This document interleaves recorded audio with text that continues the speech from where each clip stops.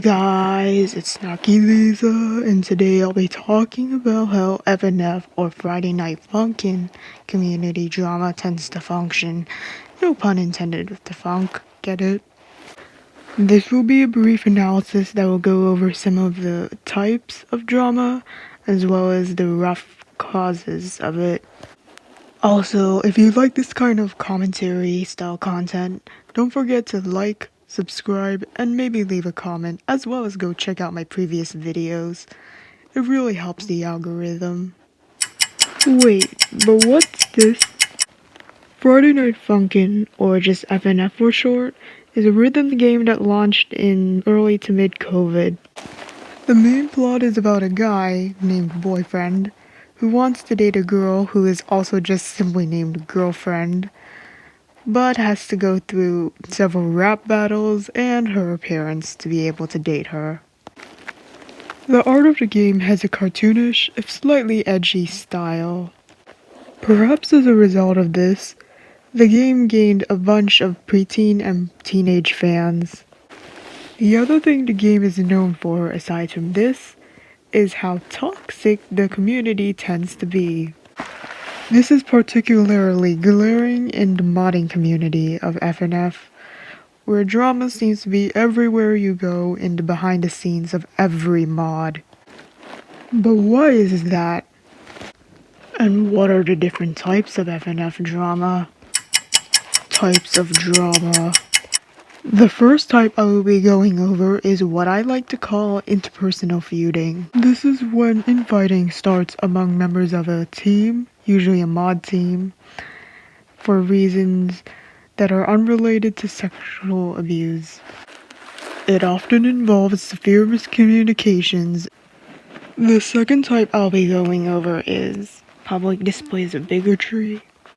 This is when a content creator in the FNF community uses their social media platforms to say something bigoted, be that racist, homophobic, transphobic, etc., A notable example of this is the AGOTI drama, where the creator of that mod turned out to be a huge homophobe.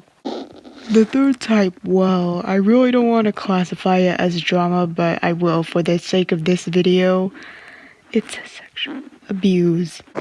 This should be pretty self-explanatory, but in particular, grooming seems to be especially popular when it comes to abuse. Oh yeah, I lied. There's also a fourth mini type, doxing and hacking, which basically involves people getting other people's personal info and threatening to leak it.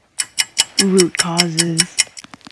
You know how I said earlier in the video that this fandom has a bunch of preteens and teenagers? First of all, since the prefrontal cortexes of minors are not fully developed yet, and this is the internet, this is what leads to a lot of the interpersonal feuding since they can't communicate properly. I'm not saying that all minors are inherently prone to drama, because many can maintain their sanity. But the FNF fandom is big enough, so way too many of them are.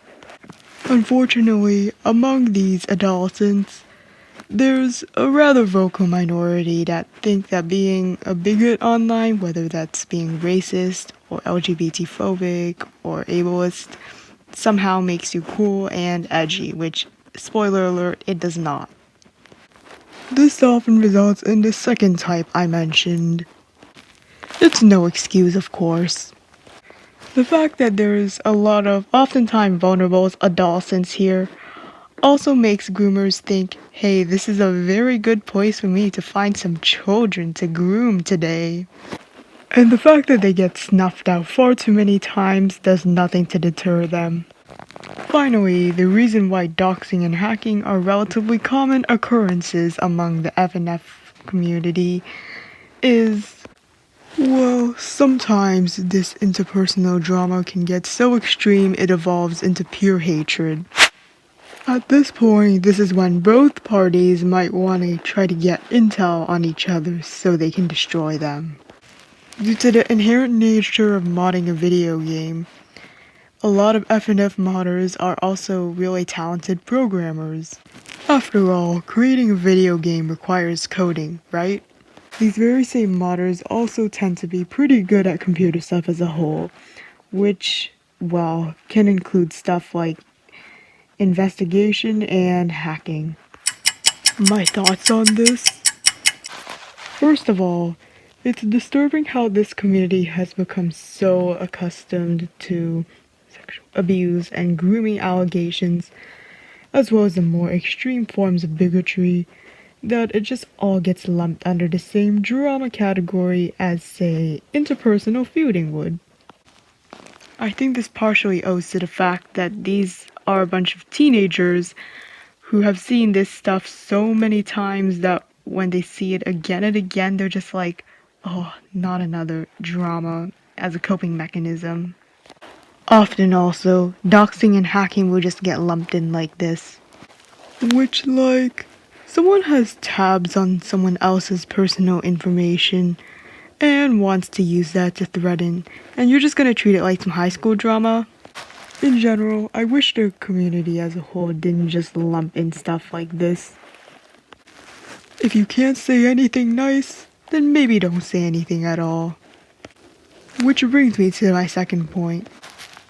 When it comes to interpersonal feuding, way too often, these people simply need to go log off and touch some grass. But like seriously, having your entire social life online like that is probably not the best idea. In addition, a simple solution that often gets ignored is block button, move on. Don't make a huge fuss out of it. Especially if you don't have too many friends IRL. I know it can be hard to let go of online friendships that you've lost or that have become detrimental to your well-being. They're practically like your real friends at that point. In the end though, letting go is one of the best things you can do to free yourself. You'll feel much happier and you might even make some new, better friendships, now that you've learned from your past experiences. Of course you can still remember the good times, but you'll ultimately be better off if you can let it go. In addition, I feel like a lot of times the amount of drama that exists in this community gets exaggerated just a bit, maybe?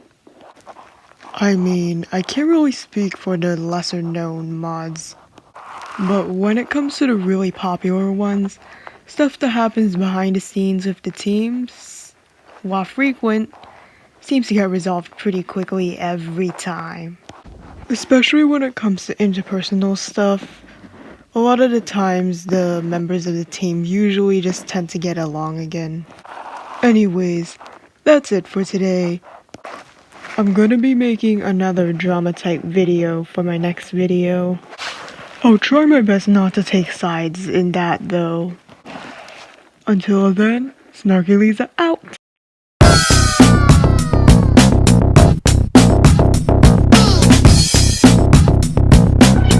Getting freaky on a Friday night yet.